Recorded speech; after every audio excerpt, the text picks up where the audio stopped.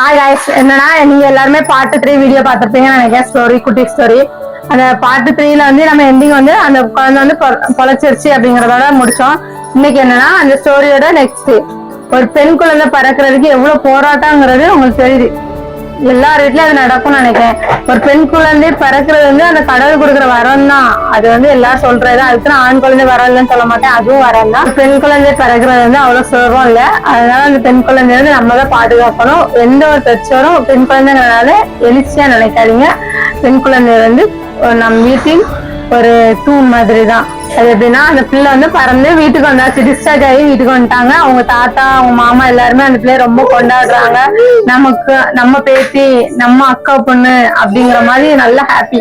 அவங்க எல்லாருமே ஹாப்பியா இருக்காங்க. அந்த பிள்ளைய வந்து அப்படி பாத்துக்கிறாங்க. பாத்துக்கிட்டா அவ்வளவு அழகா, அவ்வளவு பொறுப்பா எல்லாருமே தான் பிள்ளைங்கிற மாதிரி பார்த்து அந்த பிள்ளைய வளர்த்துட்டாங்க. நல்ல குறை மாச பிள்ளை மாதிரி இல்லை, அவ்வளவு அழகா வளர்த்து அந்த பிள்ளை வந்து ஒரு ஸ்டேஜ் போகுது. எப்படின்னா, ஃபர்ஸ்ட் ஸ்டாண்டர்ட், செகண்ட் ஸ்டாண்டர்ட் அப்படி படிப்பாங்களா. அப்படி படிக்கும்போது அந்த பிள்ளைக்கு வந்து வெயில்லாம் பிடிக்காது.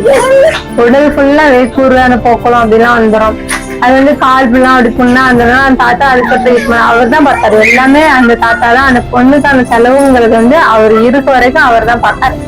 அவர் பார்த்தாரு. அந்த பிள்ளை ஓரளவு எப்படி சொல்ல, அந்த பிள்ளை இப்ப வட்ட விரல் வச்சிட்டாங்க. வெயில் காலத்துல சந்தனம் போட்டுதான் அலையுமா, வேக்கூர் அதிகமா இருந்தாங்க. அதனால அந்த பிள்ளைக்கு சந்திரமுகி அப்படிங்கிற ஒரு வட்ட பேர் வைக்கிறாங்க. அந்த பிள்ளை வந்து அவங்க அம்மா என்ன செஞ்சிருவாங்கன்னா, வெயிலா இருக்கனால வேக்கூர் அதிகமா இருக்கனால சந்தனத்தை உடம்பு ஃபுல்லா பூசி ரோட்ல அலைய விட்டுருவாங்களாம்.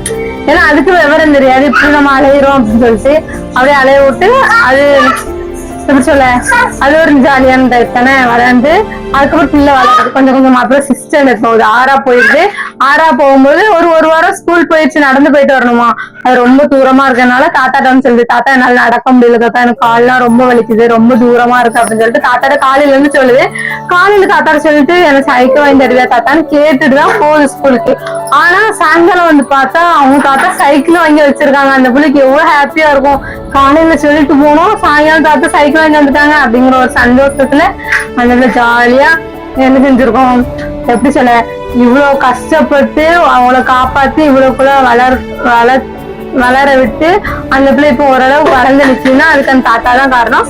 அதே போல அந்த தாத்தா அந்த சைக்கிள் வாங்கி கொடுத்து அந்த பிள்ளை எவ்வளவு சந்தோஷமா பாத்துக்கிட்டாங்க. இதே மாதிரி எவ்வளவு பேர் வீட்டுல ஒரு தாத்தா இருப்பாங்க, கேட்ட உடனே வாங்கி கொடுக்குற தாத்தா. என்னதான் கஷ்டத்துல இருந்தாலும் தாம் பிள்ளை கேட்டுட்டு நம்ம பேசி கேட்டுட்டான்னு வாங்கி கொடுக்குற தாத்தா இருக்காங்கிறத கமெண்ட்ல சொல்லுங்க.